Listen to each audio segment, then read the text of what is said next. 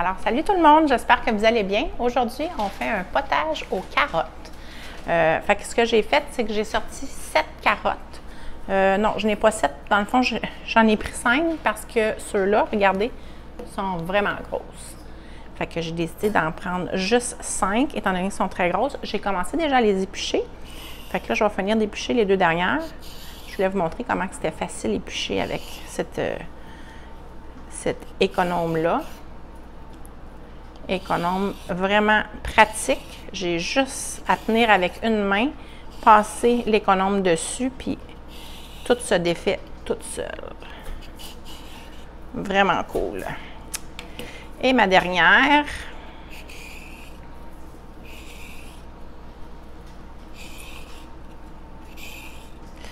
Alors, la recette du potage aux carottes, pour ceux qui sont intéressés, vous pouvez m'écrire en commentaire, puis je vais vous donner la recette. Sinon, vous pouvez aller sur le site de Ricardo. C'est la recette de Ricardo que j'ai pris. Puis ça s'appelle simplement potage aux carottes.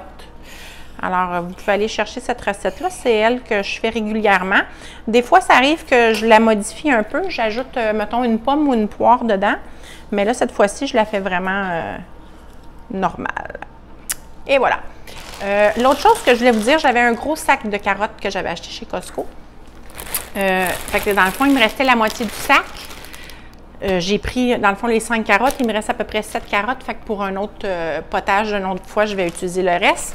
Et évidemment, je ne veux pas le laisser dans le sac. Fait que je vais les mettre dans mon gros Intellifrais comme ça. Fait que toute la moitié du reste du sac. Oups! Ça a rasé de tomber. La moitié du reste du sac, je vais le mettre dedans. Fait que j'avais déjà utilisé une autre moitié pour une autre fois. Fait que là, c'est la deuxième moitié que j'utilisais. Puis la moitié de cette moitié-là n'est pas utilisée, alors je le mets dans mon plat. Ça fait beaucoup de moitié, ça, hein? Mais je pense que vous me suivez. Fait que vous voyez, regardez. Fait que mes carottes sont installées, puis ils vont se garder beaucoup plus longtemps parce que je ne fais pas des potages à chaque semaine. Fait que je ne veux pas perdre mes carottes parce que je les utilise surtout pour ça, les grosses carottes, pour faire des potages. Puis, c'est important, vous voyez ici, il y a une charte, c'est d'aller vérifier la charte. Je vais juste tasser mes cheveux parce que j'ai peur que mes cheveux jouent sur le micro, ça peut être fatigant. La charte, dans le fond, les carottes, il faut le mettre à la pleine lune. Fait que c'est celui du centre. Et voilà, je vais mettre mes cheveux derrière pour éviter qu'ils tombent sur mon micro. Alors maintenant, je vais couper mes carottes en morceaux pour les faire cuire dans mon chaudron.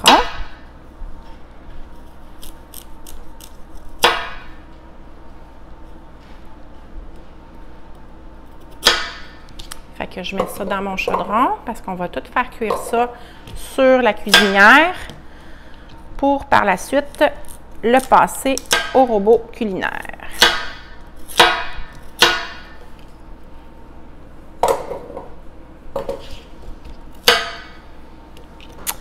Ce que je vais aussi mettre dedans, c'est des oignons.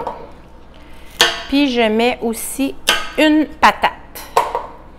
Pourquoi une patate? Parce que la patate vient faire épaissir un peu ton potage. Fait que c'est pour ça que je mets toujours une patate. Moi, j'aime le goût que ça donne. J'aime les patates. Je suis une fille à patates. Alors, j'aime bien pouvoir... je vais juste déplacer mon fil de l'autre côté parce que ça va dans ma nourriture. Et voilà. Fait qu'évidemment, j'utilise mon gros couteau du chef qui coupe super bien. C'est fait. Là, maintenant, je vais couper mon oignon. Placer mes cheveux. Mes cheveux me tombent dans le visage. Je ne sais pas si vous avez déjà fait des recettes de potage. Moi, je fais surtout la recette, celle-là, aux carottes. Puis, je fais aussi des fois celle aux poireaux, que j'aime beaucoup.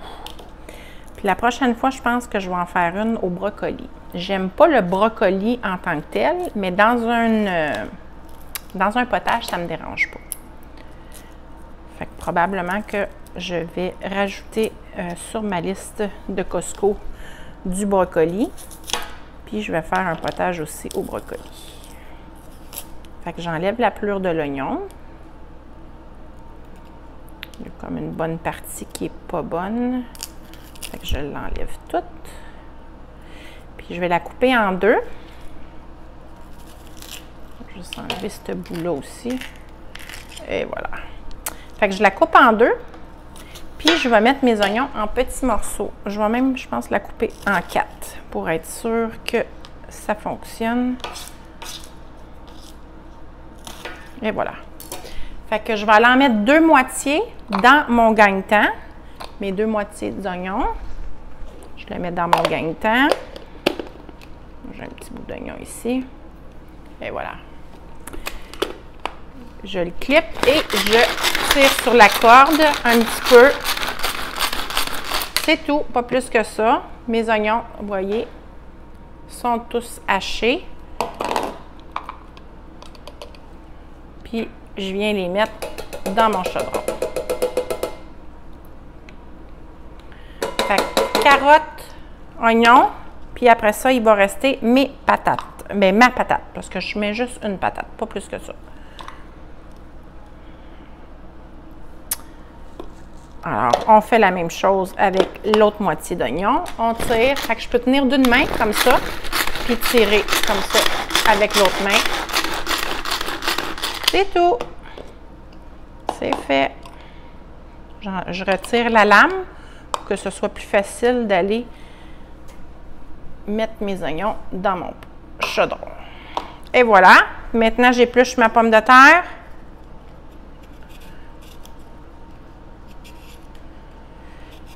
Là, j'ai dit une patate, mais pas grosse, cette patate-là. Hein? Puis ma recette, elle me dit une tasse. Fait que je pense que je vais en prendre un autre. Ça serait comme plus une demi-tasse.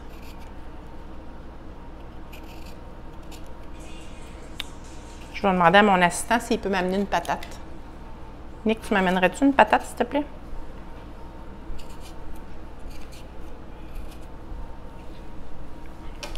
Fait que je vais la couper. Merci.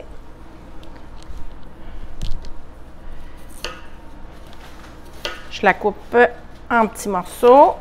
Je la mets dans mon chaudron. Puis après ça, tout ce qui va me rester, c'est de mettre 5 tasses, si je ne me trompe pas exactement, de bouillon de poulet. Moi, je fais mon propre bouillon. J'utilise la base de poulet que j'achète chez Costco. Puis, tout ce que j'ai à faire, bon, là, c'est 5 tasses, ça fait que je vais mettre 5 cuillères à soupe de bouillon. Puis, après ça, je rajoute 5 tasses d'eau. Dans le fond, c'est une cuillère à soupe de bouillon en poudre, parce que c'est en poudre, pour la quantité de 1 tasse d'eau. Puis, je vais amener ça sur la cuisinière. Je vais faire bouillir ça sur la cuisinière pendant un certain temps pour qu'après, on puisse passer ça au mélangeur puis avoir un beau potage aux carottes.